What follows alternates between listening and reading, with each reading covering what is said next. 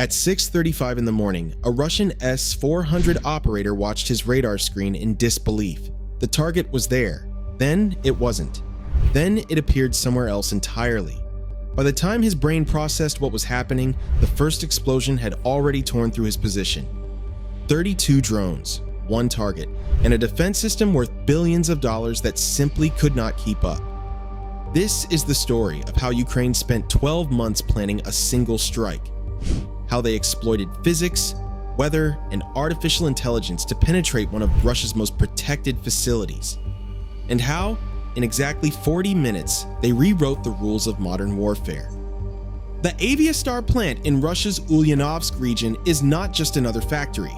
It produces the aircraft that keep Russia's military machine running. The Il-76 heavy transport, the Il-78 aerial tanker, even the massive N-124. Without these planes, Russia cannot move troops, equipment, or supplies across its vast territory. Moscow knew this, so they surrounded Aviastar with everything they had: S-400 batteries, Tor M2 short-range systems, Pantsir units, electronic warfare complexes. On paper, it was impenetrable. Ukraine saw it differently. They saw gaps, weaknesses, and they spent an entire year preparing to exploit them. What happened next would become one of the most sophisticated drone operations in military history, not because of raw firepower, but because of precision, timing, and an almost surgical understanding of how Russian air defenses actually work versus how they are supposed to work. The Ukrainians discovered something crucial. The most advanced defense system in the world is only as good as the seconds it takes to react. And seconds, as the Russians were about to learn, are not enough.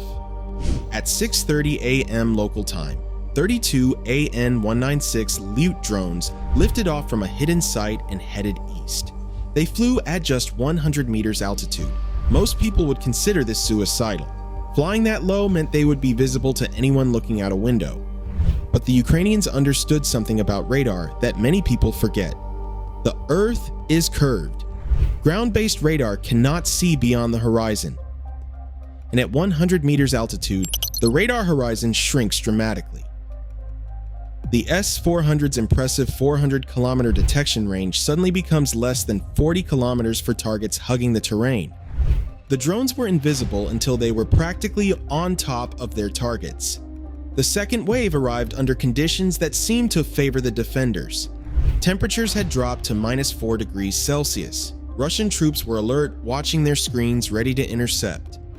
But the cold betrayed them. Atmospheric layers bent radar signals. Targets appeared at wrong altitudes. Ghost images flickered across screens. The same drone showed up at 400 meters, then at ground level, then at over 1,000 meters. Operators could not trust what they were seeing. Worse, mechanical systems slowed down. Turrets that should have tracked targets in milliseconds moved sluggishly. Missiles that required precise timing detonated fractions of a second too early or too late. One Tor M2 battery managed to fire. The missile flew in the right direction. Then it passed straight through the drone formation without hitting anything. The Ukrainians had accounted for none of this in their planning. Nature simply handed them an advantage. The third phase revealed what Ukraine had really been developing. 26 drones approached in 6 separate groups from multiple directions. They constantly changed formation, sometimes spreading wide, sometimes converging. Each shift forced Russian systems to recalculate targeting solutions. The reaction cycle of modern air defense runs approximately 12 seconds. Detection, classification, tracking, lock, fire. At 190 kilometers per hour, a drone covers 600 meters in that time.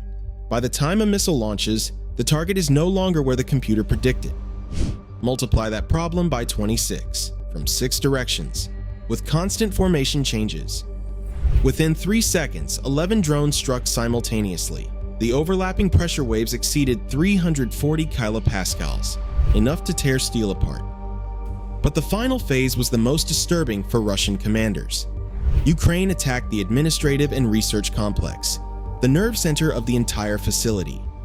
Russia activated the Krasikov-4 electronic warfare system at full power. Every GPS signal in the area was jammed.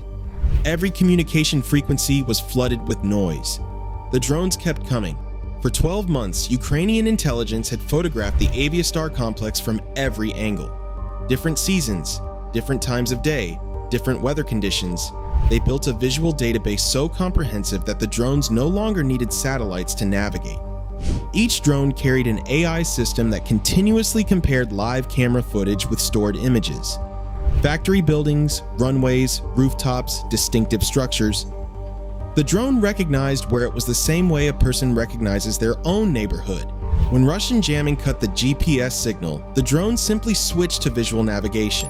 They identified targets not by coordinates, but by shape and context. Decoys meant nothing. The AI could distinguish between a real aircraft hangar and an inflatable fake by analyzing structural details and heat signatures. And then the drones began communicating with each other. When one identified a high-value target, it shared that information across the swarm. Attack angles adjusted autonomously. Drones carrying penetrating warheads dove toward reinforced structures.